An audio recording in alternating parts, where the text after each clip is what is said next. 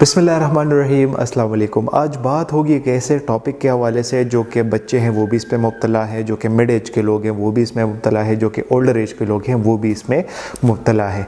बात यह है कि भाई मैं जब रात को सोता हूँ तो ठीक ठाक सो जाता हूँ, फिर सुबह उठता हूँ, आँख खुलती है तो उठने में बहुत ज़्यादा तकलीफ़ होती है, उठा नहीं जाता। अब दिल करता है कि बेड के अंदर ही घुसा रहूँ और बस सोया रहूँ। तो ये क्यों होता है भाई? बेसिकली अगर मैं सिंपल वर्ड्स में बताना चाहूँ तो इसका सिंपल वो ये है कि आपकी नींद की क्वांटिटी ठीक नहीं है और आपकी नींद की क्वालिटी ठीक नहीं है। अब ये क्यों नहीं ठीक? तो ये मुख्तलिफ एजेस में मुख्तलिफ वजूहात इसके हो सकती हैं। अगर हम बच्चों को देखें या टीनेजर्स को देखें तो उनके अंदर एक चीज़ होती है, वो अक्सर हमेशा अगर हम देखें तो 99% जो बच्चे होते हैं वो आजकल या तो देर रात तक टीवी देखते हैं या उसके अलावा वो देर रात तक फ़ोन यूज़ करते हैं। तो मतलब ये हुआ कि देर रात तक अगर वो फ़ोन यूज़ करते हैं, सुबह अगर वो कॉलेज या स्कूल के लिए उठते हैं तो उनकी नींद की क्वांटिटी जो होती है वो कम होगी। नींद की क्वांटिटी कम होगी तो सुबह उसको उठने में तकलीफ़ होगी।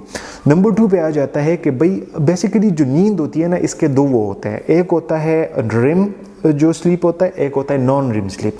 रिम का मतलब है REM, rapid eye movement sleep, non rapid eye movement sleep.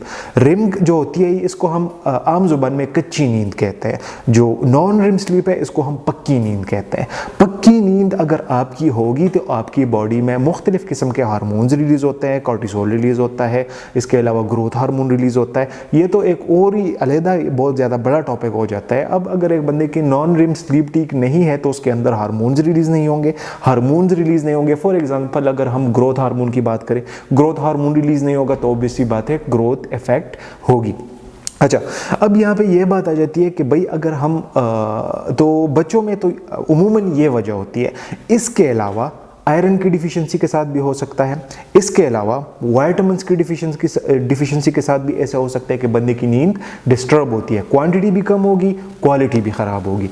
अच्छा, अब हम मिड एज की तरफ आ जाते हैं। मिड एज जैसे कि 25 to 35 जो बंदे हैं उनके अंदर अमूमन ये चीज़ एंजाइटी और डिप्रेशन की वजह से होती है। अगर एंजाइटी डिप्रेशन नहीं भी है तो एंजाइटी तो होगी। अब एंजाइटी क्यों होती है? इस स्टेज में बंदा अपनी प्रैक्टिकल लाइफ के अंदर एंटर होता है। उसके ऊपर घर की जिम्मेदारियां होती है, उसके ऊपर अर्निंग की जिम्मेदारियां होती है, उसके ऊपर जॉब की जिम्मेदारियां होती है, उसके ऊपर अपने पेरेंट्स, अपने सिबलिंग्स की जिम्मेदारियां होती है। तो ये सारी चीज़ें सोच के वो उनकी जो नींद होती है वो डिस्टर्ब हो जाती है। फॉर एग्जांपल जब भी एक 25 to 35 ईयर्स का लड़का या लड़की होती है, वो जब रात को सोती है तो उसके दिमाग के अंदर मुख्तलिफ़ किस्म की चीज़ें आ रही होती है और जा रही होती है। अब वो किसी भी चीज़, कोई भी चीज़ हो सकती है। तो ये जो छोटी छोटी चीज़ें हैं ये उनकी स्लीप डिस्टर्ब करती है। एक तो वो बहुत ज़्यादा लेट सोएंगे, उनको आसानी से नींद आएगी नहीं। जब नींद आएगी तो वो ऐसे टाइम होगा कि सुबह जल्दी उठना होगा, तो उनकी क्वांटिटी ऑफ नींद जो होती है वो कम होगी, और जो क्वालिटी ऑफ नींद होगी ऑब्वियसली जब क्वांटिटी ही कम होगी तो क्वालिटी उसकी ख़राब ही होगी।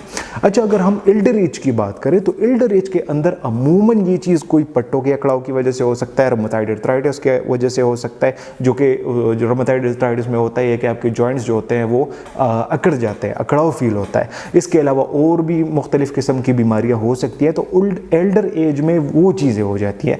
तो एट दी एंड अगर हम देखें तो सारी चीज़ों को मिला के लास्ट में एक ही चीज़ बनती है कि भाई आपकी नींद डिस्टर्ब है। अगर आपकी नींद ठीक है तो आप उठेंगे आसानी से, और जब आप उठेंगे तो आप फ्रेश होंगे। अगर आपकी नींद डिस्टर्ब है तो वो फिर आपकी सुबह जो फ्रेशनेस होती है वो नहीं होगी, और आप जब उठेंगे तो आप जब आँख खुलेगी तो आप उठने में आपको बहुत ज़्यादा तकलीफ़ होगी। तो मैं जैसे कि मैंने कहा कि ये मुख्तलिफ़ डिफिशिएंसीज़ की वजह से भी हो सकता है, ये टेंशन्स की वजह से भी हो सकता है, बीमारियों की वजह से भी हो सकता है। बट ये चीज़ें फिर डिवाइडेड है एज ग्रुप्स के अंदर। छोटों के अंदर एक वजह इसकी हो सकती है, मिड एज के अंदर दूसरी वजह इसकी हो सकती है, एल्डर एज के अंदर और वजूहात इसकी हो सकती है।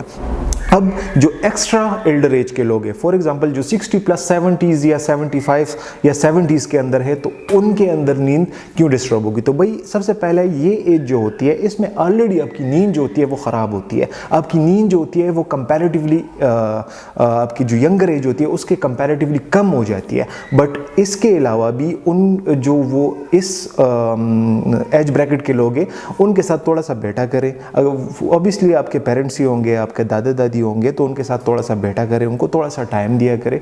वो बेसिकली आपसे कुछ भी नहीं चाहते हैं, वो उनको कोई चीज़ की भी ज़रूरत नहीं होती, उनने अपनी ज़िंदगी गुजार चुकी होती है, उनको सिर्फ आपकी टाइम की ज़रूरत है, आपके बातों की ज़रूरत है, आपके सहारे की ज़रूरत है।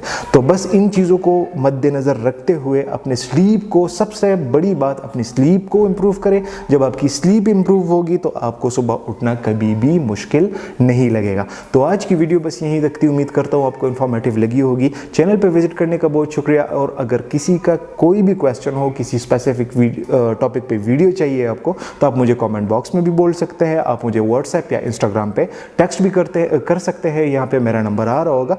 तो आज की वीडियो बस यहीं तक थी, उम्मीद करता हूँ आपको इन्फॉर्मेटिव लगी होगी। चैनल पे विजिट करने का बहुत शुक्रिया। See you in the next one. अल्लाह हाफिज़।